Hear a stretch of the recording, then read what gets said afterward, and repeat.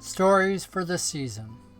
A Christmas Dream and How It Came to Be True by Louisa May Alcott. I'm so tired of Christmas. I wish there would never be another one, exclaimed a discontented little girl as she sat idly watching her mother arrange a pile of gifts 2 days before they were to be given. Why, Effie, what a dreadful thing to say. You're as bad as old Scrooge, and I'm afraid something will happen to you as it did to him if you don't care for dear Christmas, answered Mamma. Well, she almost dropped the silver horn she was filling with delicious candies. Who is Scrooge? What happened to him? Asked Effie. There was a glimmer of interest in her listless face as she picked out the sourest lemon drop she could find, for nothing sweet suited her just then. Why, he was one of Dickens' best people, and you can read the charming story some day.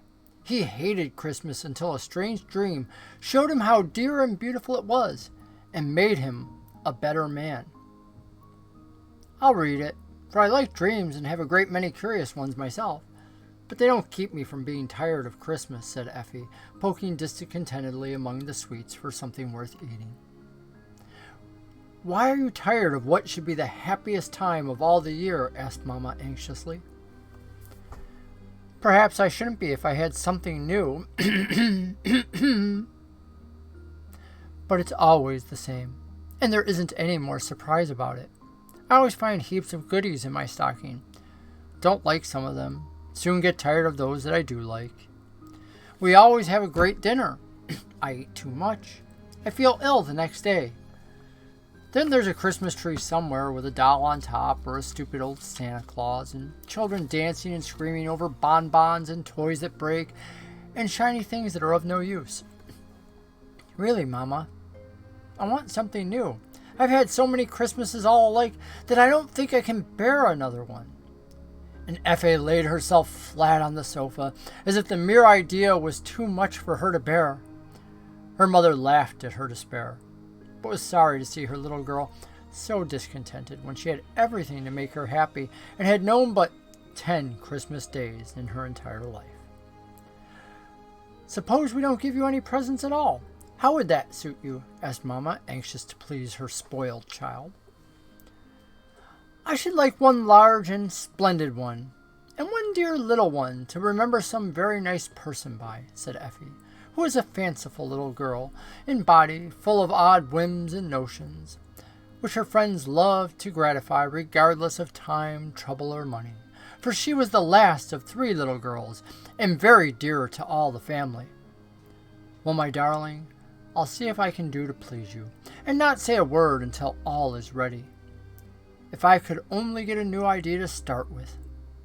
And Mamma went on tying up her pretty bundles with a thoughtful face, while Effie strolled to the window to watch the rain that kept her indoors and made her dismal. Seems to me poor children have better times than rich ones. I can't go out, and there's a girl about my age splashing along, without any maid to fuss about rubbers and cloaks and umbrellas and colds. I wish I was a beggar girl.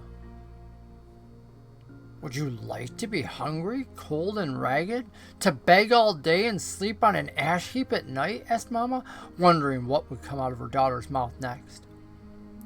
Cinderella did, and had a nice time in the end. That girl out there, she has a basket of scraps on her arm and a big old shawl around her, and she doesn't seem to care a bit. Though the water runs out of the toes of her boots, she goes paddling along, laughing at the rain, and eating a cold potato as if it tasted nicer than the chicken and ice cream I had for dinner.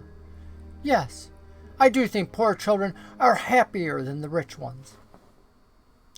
So do I sometimes. At the orphan asylum today, I saw 24 merry little souls who have no parents, no home, no hope of Christmas beyond a stick of candy or a cake.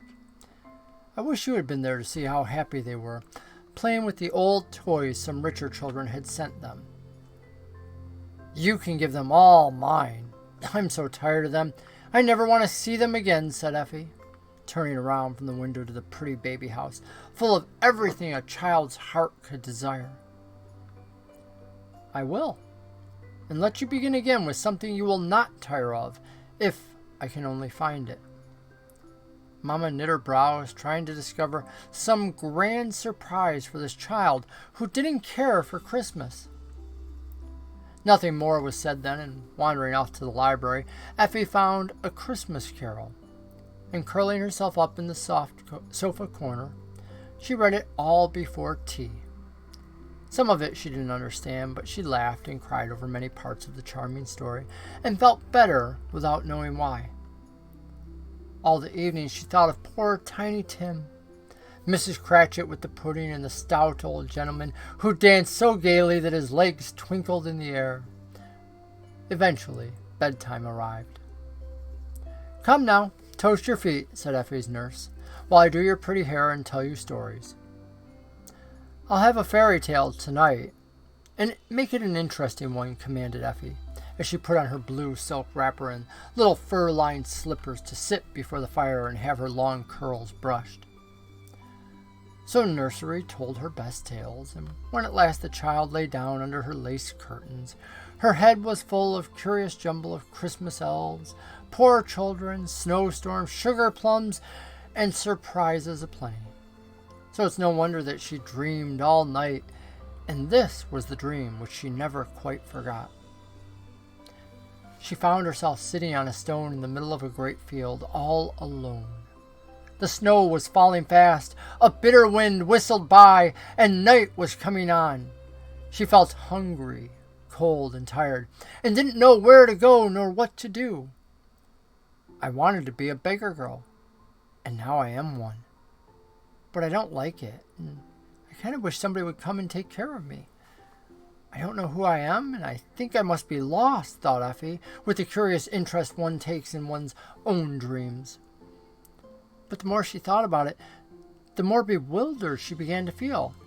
The snow fell faster, colder blew the wind, darker grew the night, and poor Effie made up her mind that she had been quite forgotten and left to freeze out here alone.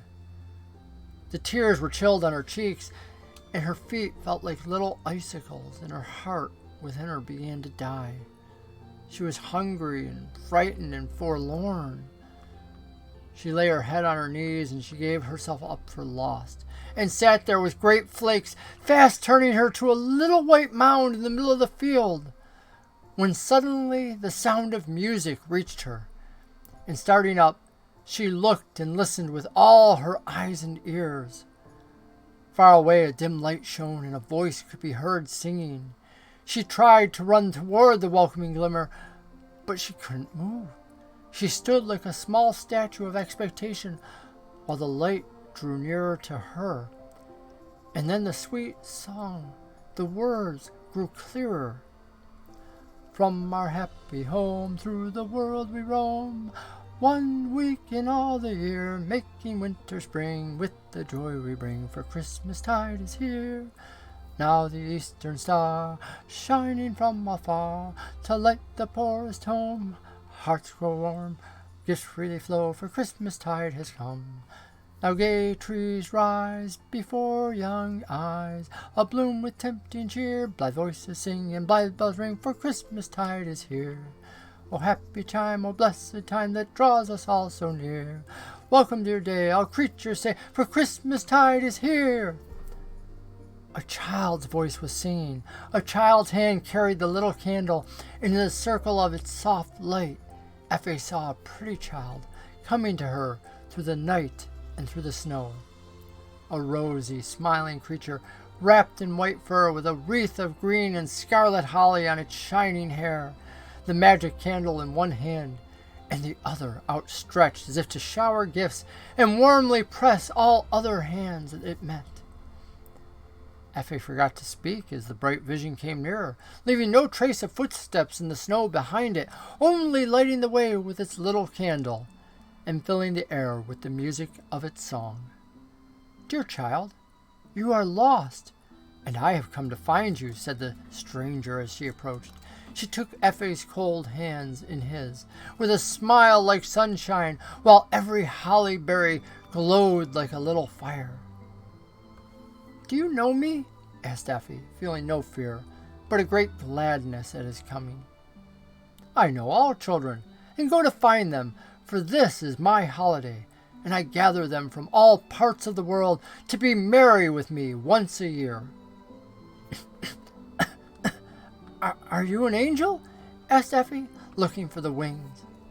"No, I am a Christmas spirit, and live with my mates in a pleasant place, getting ready for our holiday, when we are let out to roam about the world, helping make this a happy time for all who will let us in. Will you come and see how we work? I'll go anywhere with you. Don't leave me again," cried Effie gladly. "First, I'll make you comfortable. That's what we love to do. You're cold, and so you shall be warm. Hungry? I'll feed you.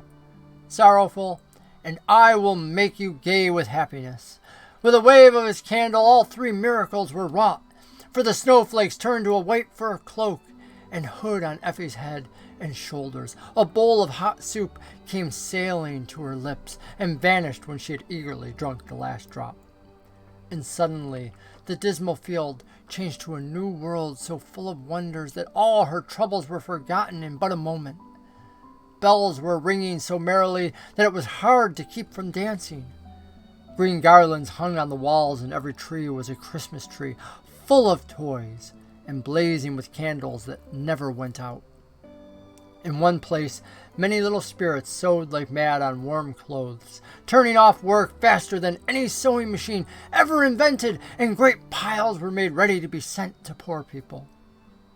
Other busy creatures packed money into purses and wrote checks with which they sent flying away on the wind, a lovely kind of little snowstorm to fall into a world below that was filled with poverty. Older and graver spirits were looking over piles of little books in which the records of the past year had been kept, telling how different people had spent it and what sort of gifts they deserved.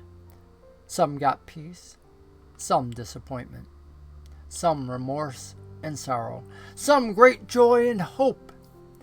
The rich had generous thoughts sent to them, the poor gratitude and contentment. Children had more love and duty to parents, and parents renewed patience, wisdom, and satisfaction for and in their children. No one was forgotten.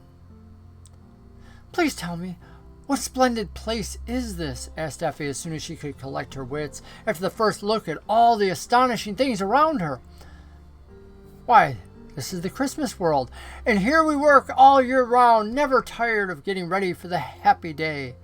See, these are the saints just setting off, for some have far to go, and the children must not be disappointed." As he spoke, the spirit pointed to 4 gates, out of which 4 great sleighs were just driving, laden with toys, while a jolly old Santa Claus sat in the middle of each, drawing on his mittens and tucking up his wraps for a long, cold drive. "Why, I thought there was only one Santa Claus, and even he was a humbug," cried Effie, astonished at the sight. "Oh, never give up your faith in the sweet old stones, even after you come to see that they are only the pleasant shadow of a lovely truth." Just then, the sleighs went off with a great jingling of bells and patterning of reindeer hoofs, while all the spirits gave a cheer that was heard in the lower world, where people said, "Hear the stars sing." I never will say there isn't any Santa Claus again. Show me more. You will like to see this place, I think, and may learn something here, perhaps. The spirit smiled as he led the way to a little door, through which Effie peeped into a world of dolls. Baby houses were in full blast, with dolls of all sorts going on like live people.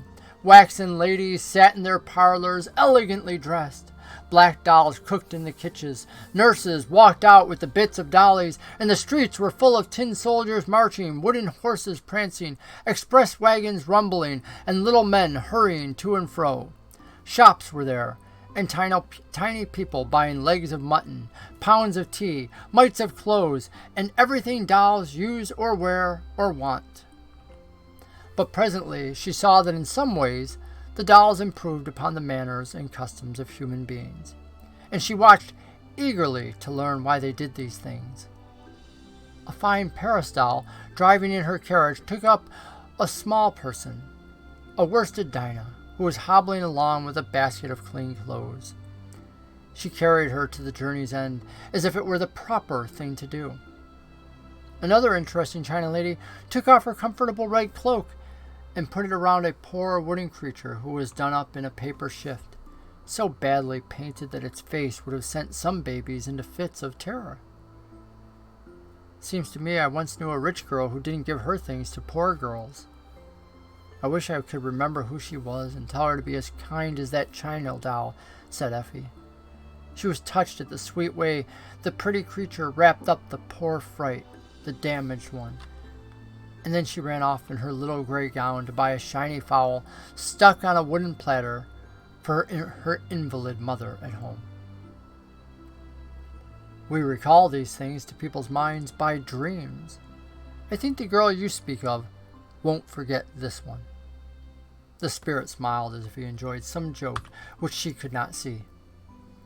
The little bell rang as she looked, and away scampered the children into the red and green schoolhouse with the roof that lifted up so one could see how nicely they sat at their desks with mites of books, or drew on the inch-square blackboards with crumbs of chalk. They know their lessons very well, and are as still as mice. We make a great racket at our school and get bad marks every day. I shall tell the girls they had better mind what they do, or their dolls will be better scholars than they are, said Effie, much impressed.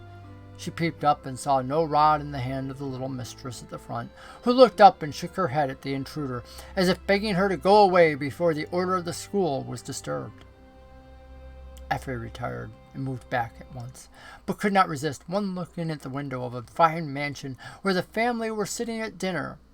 The children behaved so well at the table, and never grumbled a bit when their mamma said they could not have any more fruit. "Now show me something else," she said, as they came again to the low door that led out of Dollland. "You've seen how we prepare for Christmas," said the spirit. "Let me show you where we love best to send our good and happy gifts," answered the spirit, giving her his hand once more. "I know. I've seen ever so many," began Effie, thinking of her own Christmases. "No, you've never seen what I will show you. Come away. Let's remember what you see tonight." Like a flash, that bright world vanished, and Effie found herself in a part of the city she had never seen before. It was far away from the gayer places, and where every store was brilliant with lights and full of pretty things, and every house wore a festival air, while people hurried to and fro with merry greetings. It was down among the dingy streets, where the poor lived, and where there was no making ready for Christmas. Hungry women looked in at shabby shops, longing to buy meat and bread, but empty pockets stopped them. Tipsy men drank up their wages in the bar rooms, and in many cold, dark chambers, little children huddled under thin blankets, trying to forget their misery in their sleep. No nice dinners filled the air with savory smells. No gay trees dropped toys and bonbons into eager hands. No little stockings hung in rows beside the chimney piece, ready to be filled. No happy sounds of music. Gay voices and dancing feet were heard, and there were no signs of Christmas anywhere to be had. "Don't they have any in this place?" asked Effie, shivering. She held fast to the spirit's hand, following where he led her. He looked at her. "We come to bring it. Let me show you our best workers." And Spirit pointed to some sweet-faced men and women who came stealing into the poor houses, working such beautiful miracles that Effie could only stand and watch. Some slipped money into the empty pockets. Some sent the happy mothers to buy all the comforts that they needed. Others led the drunken men out of temptation and took them home to find safer pleasures there. Fires were kindled on cold hearths, tables spread as if by magic, and warm clothes wrapped around shivering limbs of children. Flowers suddenly bloomed in the chambers of the sick. Old people found themselves remembered. Sad hearts were consoled by a tender word, and wicked ones softened by the story of him who forgave all sin. But the sweetest work was for the children, and Effie held her breath to watch these human fairies hang up and fill the little stockings without which a child's Christmas is not perfect. putting in things that once she would have thought very humble presents, but which now seemed beautiful and precious because these poor babies had nothing. It's so beautiful. I wish I could make Merry Christmases as these good people do, and be loved and thanked as they are, said Effie, softly as she watched the busy men and women do their work, stealing away without thinking of any reward but their own satisfaction. You can, if you will. I've shown you the way. Try it. See how happy your own holiday will be after. As he spoke, the spirit seemed to put his arms about her and vanished with a kiss. Stay! Show me more! Cried Effie, trying to hold fast to him. Darling, darling, wake up! Darling, why were you smiling so in your sleep? Said a voice in her ear. Effie opened her eyes. There was Mama bending over her, and morning sunshine was streaming into the room. Are they all gone? Did you hear the bells? Wasn't it splendid? She asked, rubbing her eyes and looking about her for the pretty child who was so real and so sweet. You've been dreaming at a great rate, talking in your sleep, said Mama, laughing and clapping your hands as if you were cheering someone, telling me what was so splendid. Mama smoothed the tumbled hair and lifted up the sleepy head of her daughter. Then, while Effie was being dressed, she told her dream. Nursery thought it was wonderful, but Mama smiled to see how curiously things the child had thought, read, heard, and seen through the day had become mixed up in her sleep. The spirit said I could work lovely miracles if I tried, but I don't know how to begin. I have no magic candle to make feasts appear and light up groves of Christmas trees as he did, said Effie sourly. Yes, you do, said Mama. We'll do it. We will do it. And clapping her hands, Mama suddenly began to dance all over the room as if she had lost her wits. How? How, Mama? Tell me how, cried Effie, dancing after her and ready to believe that anything was possible when she remembered the adventures of the previous evening. I've got it! I've got it! The new idea, said Mama. A splendid one, if I can only carry it out. Mama waltzed the little girl around the room till her curls flew wildly in the air, while Nursery laughed as if she would die. Tell me, shrieked Effie. Mama said, no, it's a surprise, a grand surprise for Christmas Day, sang Mama, evidently charmed with the new thought she had. Let's go to breakfast, for we must work like bees if we want to play spirits tomorrow.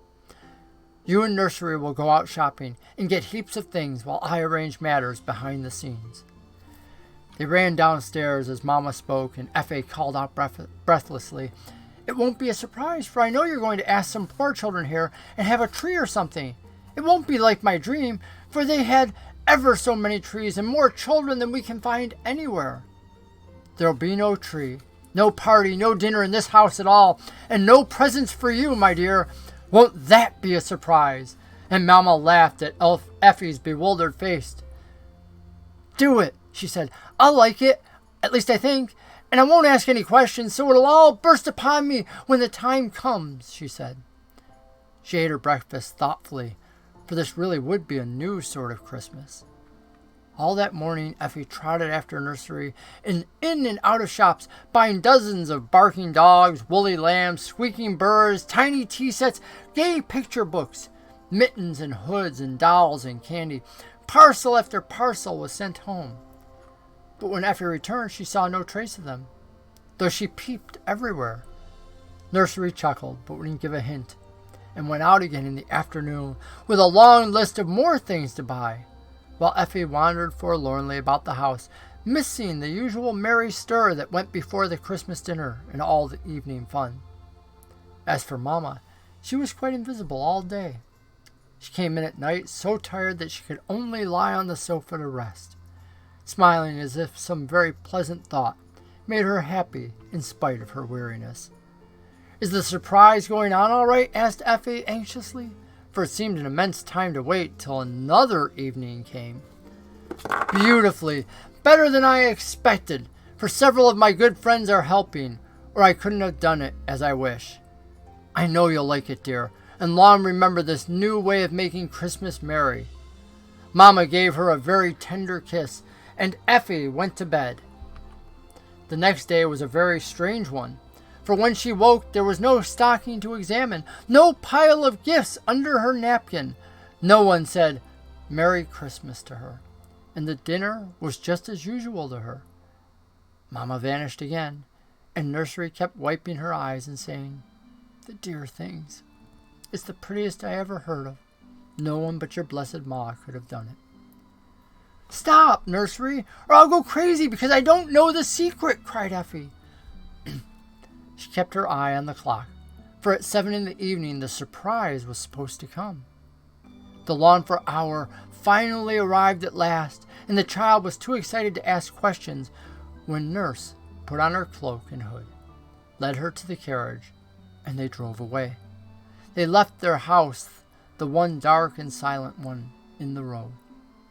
I feel like the girls in the fairy tales who are being led off to strange places to see fine things, said Effie in a whisper. Their carriage jingled through the gay streets. "Ah, my dearie, it is like a fairy tale, I assure you, and you'll see finer things than most children will tonight. Steady now, do just as I tell you, and don't say one word whatever you see," answered Nursey. She was a-quiver with excitement as she patted a large box in her lap, and nodded and laughed. Her eyes were twinkling. They drove into a dark yard, and Effie was led through a back door to a little room where Nurse coolly proceeded to take off not only her cloak and hood, but her dress and shoes also. Effie stared and bit her lips, but kept still until out of the box came a little white fur coat and boots, a wreath of holly leaves and berries, and a candle with a frill of gold paper round it.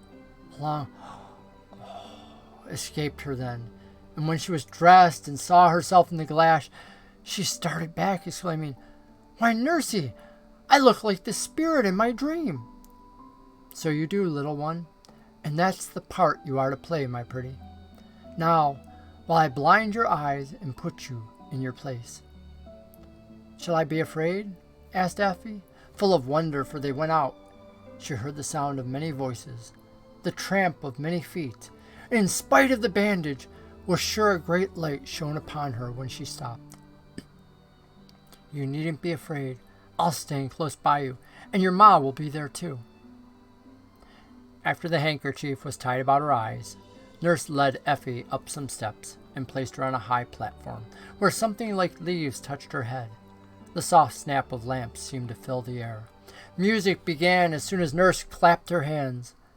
The voices outside sounded nearer, and the tramp was evidently coming up the stairs. "Now, my precious, look and see how you and your dear ma have made a merry Christmas for them that needed it." Off went the bandage, and for a minute Effie really did think she was asleep again, for she actually stood in a grove of Christmas trees, all lit up and shining as her vision. 12 on a side and 2 rows down the room stood the little pines, each on its low table, and behind Effie a taller one rose to the roof, hung with the wreaths of popcorn, apples, oranges, horns of candy, and cakes of all sorts, from sugary hearts to gingerbread jumbos. On the smaller trees she saw many of her own discarded toys, and those that Nursey had bought, as well as heaps that seemed to have rained down straight from that delightful Christmas country where she felt as if she was once again. "How splendid! Who's it for? What's the noise? Where's Mama?" cried Effie. Pale with pleasure and surprise combined, she stood looking down the brilliant little street from her high place. Before Nurse could even answer, the doors at the lower end flew open, and in marched 24 little blue-gowned orphan girls, singing sweetly until amazement changed the songs to cries of joy and wonder as the shining spectacle before them appeared. While they stood staring with round eyes at the wilderness of pretty things about them, Mama stepped up beside Effie, and holding her hand fast to give her courage, told the story of the dream in a few simple words, ending this way. "So my little girl wanted to be a Christmas spirit too, and make this a happy day for those who had not as many pleasures and comforts as she has. She likes surprises, and we planned this for you. She shall play the good fairy and give each of you something from this tree, after which every one of you will find her own name on a small tree, and you can go to enjoy it in your own way. March by, my dears, and let us fill your hands." Nobody told them to do it, but all the hands were clapped heartily as each child stirred. Then, one by one, they came to look up wonderingly at the pretty giver of the feast as she leaned down to offer them great yellow oranges, red apples, bunches of grapes, bonbons, and cakes till all were gone, and a double row of smiling faces turned toward her as the children filed back to their places in the orderly way they had been taught. Then each was led to her own tree by the good ladies who had helped Mama with all their hearts. The happy hubbub that arose would have satisfied even Santa Claus himself. Shrieks of joy, dances of delight, laughter, and tears, for some tender little things could not bear so much pleasure all at once. They sobbed with mouthfuls of candy and hands full of toys. How they ran to show one another the new treasures they had. How they peeped and tasted, pulled and pinched, until the air was full of queer noises, the floor covered with papers, and the little trees left bare of all but the candles that lit them. "I don't think heaven can be any better than this," sighed one small girl, as she looked about her in a blissful maze, holding her full apron with one hand, while she luxuriously carried sugar plums to her mouth with the other. "Is it truly an angel up there?" asked another, fascinated by the little white figure of Effie with the wreath on its shining hair, who in some mysterious way had been the cause of all this merrymaking. "I wish I dared to go and kiss her for this splendid party," said a lame child, leaning on her crutch as she stood near the steps, wondering how it seemed to sit in a mother's lap as Effie was doing. While she watched the happy scene before her, Effie heard her, and remembering Tiny Tim, ran down and put her arms about the pale child, kissing the wistful face as she said sweetly, "You may, but Mama deserves the thanks. She did it all. I only dreamed about it." Lame Katy felt as if a true angel was embracing her, and could only stammer out her thanks, while the other children ran to see the pretty spirit and touch her soft dress until she stood in a crowd of blue gowns, laughing as they held up their gifts to her to see and to admire. Mama leaned down and whispered one word to the older girls, and suddenly they all took hands to dance around Effie, singing as they skipped. It was a pretty sight, and the ladies found it hard to break up the happy revelry, but it was late for some people, and too much fun can be a mistake. So the girls fell into line and marched before Effie and Mama again to say good night with such grateful little faces that the eyes of those who looked grew dim with tears. Mama kissed every one, and many a hungry child's heart felt as if the touch of those tender lips was the best gift of all.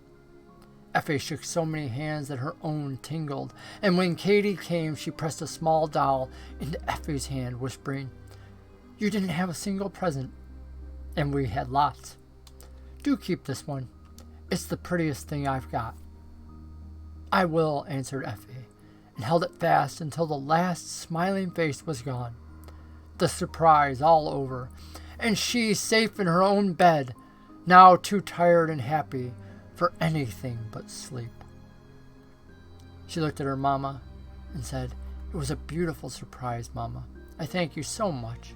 I don't see how you did it, but I like it the best of any Christmas I've ever had, and it means to me more than you know. I want to make one every year. I had my splendid big present, and here's the dear little one to keep for the love of poor Katy. So even that part of my wish came true." Effie fell asleep with a happy smile on her lips, her one humble gift gently tucked into her hand, and a new love for Christmas in her heart that never changed through a long life spent doing good. This has been a Christmas dream, and how the dream came to be true. I do hope you enjoyed it. Louisa May Alcott wrote it, and it was featured once in the short story of the day on Thursday, December 12th, 2019. God bless. Go out tonight considering how you might make a Christmas dream a reality for others. God bless you, friends.